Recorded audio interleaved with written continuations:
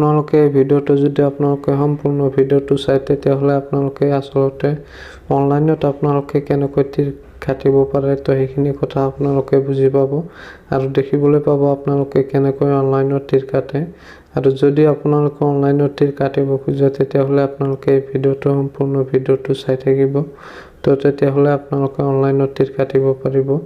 তো এতিয়া আমি গুগলত সাৰ্চ কৰিম onlinetircounter.com।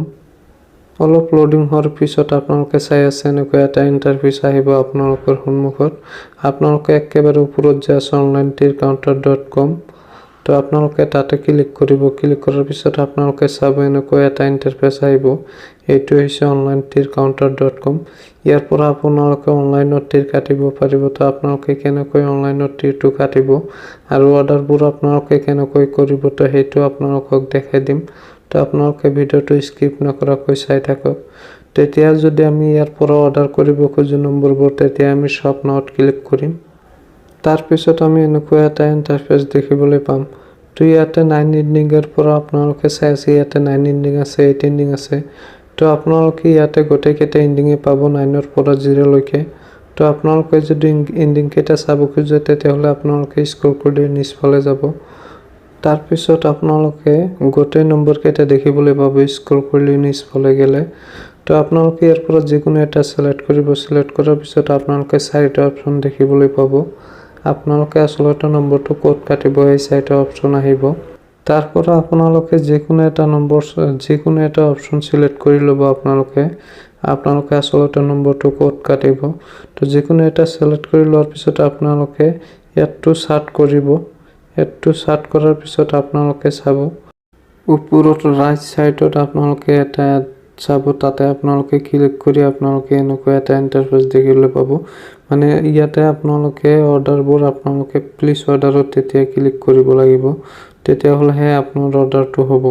তেতিয়া আমি প্লিজ অৰ্ডাৰত ক্লিক কৰিম। তাৰ পিছত আমি ইয়াৰ পৰা আমি পে কৰিব লাগিব। তো আপোনালোকে চাই আছে অৰ্ডাৰটো সাকসেসফুল হৈ গৈছে। হৈ যোৱাৰ পিছত এতিয়া আমি অৰ্ডাৰটো পে কৰিম কেনেকৈ। তো এতিয়া আমাৰ হোৱাটছআপত এটা SMS আহিব। তো আপোনালোকে আপোনাৰ হোৱাটছআপ নম্বৰটো দি কনফাৰ্ম কৰি ল'ব।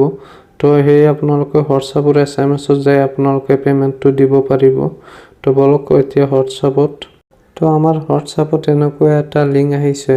তো এই লিংকটোৰ পৰা যদি আমি পেমেন্টটো দিব খোজো তেতিয়াহ'লে আমি ইয়াতে onlinetircounter.com অৰ্ডাৰ ষ্টেটাছত আমি ক্লিক কৰি ইয়াৰ পৰা আমি পেমেন্টটো দিব লাগিব। তো আমি তাতে ক্লিক কৰিম। তাৰ পাছত আমি এনেকৈ এটা ইণ্টাৰফেচ দেখিবলৈ পাম। তো ইয়াতে 3টা অপচন আছে। আমি এই 3টা অপচনৰ ভিতৰত যিকোনো অপচনৰে আমি পে কৰিব পাৰোঁ আৰু আফটাৰ আমাক পেমেন্টটো কেনেকৈ দিব সেইটো আপোনালোকক ক'ম। যদি আপোনালোকে পেমেন্টটো পায় তেতিয়াহ'লে আপোনাৰ হোৱাটছআপত আপুনি পে নম্বৰটো তাক দি দিব আৰু সিহঁতে আপোনাক পেমেন্টটো আপোনাৰ পে নম্বৰত পেমেন্ট কৰি দিব। আফটাৰ 30 মিনিটৰ ভিতৰত আপোনালোকে আপোনালোকৰ একাউণ্টত পেমেন্ট পাই যাব। সেইটো 100% জেনুইন। তো আপোনালোকে ভিডিঅ'টো চাই নিশ্চয় বুজি পাইছে আসলতে আপোনালোকে কেনেকৈ অনলাইনত তীৰ কাটিব পাৰে। তো আপোনালোকে অনলাইনত তীৰ কাটিব আৰু ভিডিঅ'টো শেষলৈ চাৰ কাৰণে ধন্যবাদ জনাইছোঁ আপোনালোকক।